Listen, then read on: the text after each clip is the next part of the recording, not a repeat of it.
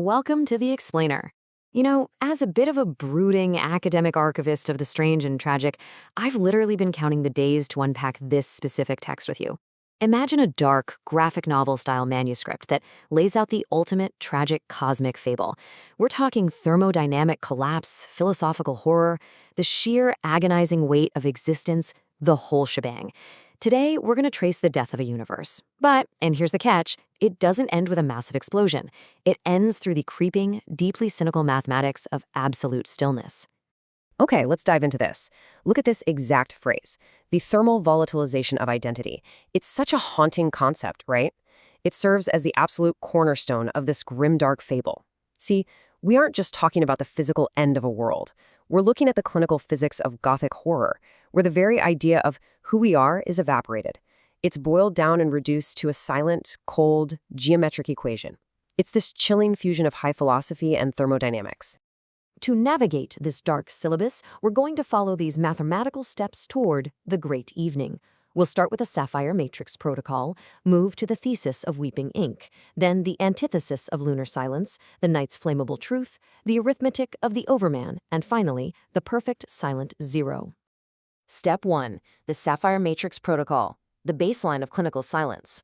But to really grasp the jester's cynical arithmetic and how this entire tragic story unfolds, we absolutely must look at it through a Fichtean dialectic lens.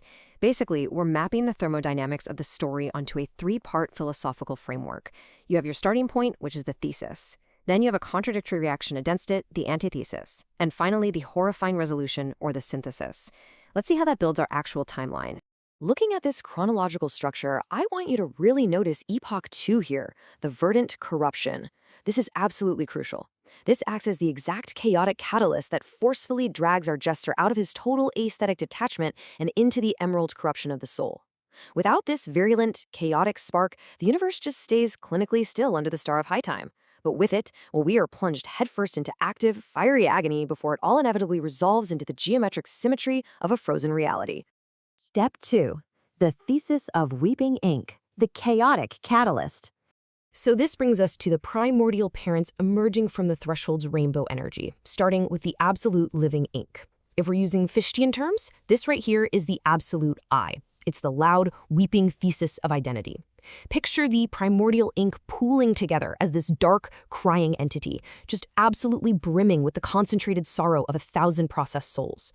Really, it represents our own messy, chaotic human desire to just exist. It's the loud, fiery agony of identity desperately struggling against cosmic entropy. It wants to be known, it wants to feel, and it carries the agonizingly heavy burden of existence. Step 3. The antithesis of lunar silence, the necessary fire. Now, what's really interesting about this slide is how the high fantasy Gothic imagery crashes directly against the cold clinical physics of kinetic friction. On one side, we have the loud, weeping absolute living ink, the thesis. And on the other, its sibling, the lunar spirit, the absolute not I. This is a pale, ethereal presence driven by a cosmic creed, a necessary fire. But listen, its fire doesn't burn to create. No, it hungers to resolve all the kinetic friction of the thesis into pure silver silence. It's desperately seeking the ultimate mass energy balance. The clash of these two primordial siblings is exactly what generates the immense, agonizing weight of this fable. Step 4. The night's flammable truth, a faltering rebellion. Caught right in the wake of this primordial clash, we find the Knight of Inkblot striding through the shifting shadows of the uncanny forest. He is attempting this desperate rebellion to reclaim his history from the discarded waste of the forge. In his cracked armor, he radiates a chaotic shadow of unassimilated voltage. He's literally a walking thermodynamic echo. It's a fiercely poetic rebellion for sure, but as any thermodynamicist will tell you, it's mathematically doomed from the very start. His fiery, desperate struggle perfectly mirrors the jester's own agonizing descent from clinical silence into active suffering. And the knight isn't walking alone. He's flanked by two mentors who are just pouring cynical knowledge into his core. You've got the Crimson Dragon acting as a rhythmic litmus of honest truth, hissing that the knight's honesty is merely more flammable fuel for the Belizean abyss. On his other side, the Nietzschean shadow, which is the ugliest man archetype, whispers that the identity the knight so desperately reclaimed is actually the strongest cage ever built. It's this distorted monument of concentrated sorrow. Just contrast that suffocating cage of identity with the total aesthetic detachment the jester desires. These mentors know the knight's journey only leads to a blank horizon, the total erasure of all things. Then, the tragic realization finally hits the knight. His unassimilated voltage, his grand creed of negation, well, it isn't a liberation at all. It's actually a bridge straight to the exact industrial finality he was trying to escape. He isn't a hero. He is merely mass input for the end of the world. And it really makes you wonder, right? Are our own grand rebellions, our desperate quests for a unique identity, ultimately just flammable fuel feeding the mercy of nothingness? Step 5. The arithmetic of the overman, a tragic miscalculation. So this brings the knight to the very threshold of frozen reality. Here, the jester locks onto him with a negation gaze. It's a definitive, inescapable, mathematical no. The jester laughs this deeply cynical laugh, the exact kind of laugh that confirms the smashing of a world. He recognizes that the knight's fiery agony, the supposed arithmetic of the overman, was fundamentally flawed. It had always been the arithmetic of a slave, hopelessly changed to the very thermodynamic noise it tried so hard to conquer. Step 6. The perfect silent zero, the synthesis. And here is the final equation, the conclusion of our Fichtean dialectic, the arithmetic of stillness. First, the chaotic mass input is captured. Second, the fiery agony is solved into geometric symmetry, creating a silicate artifact. And finally, it becomes a finished monument.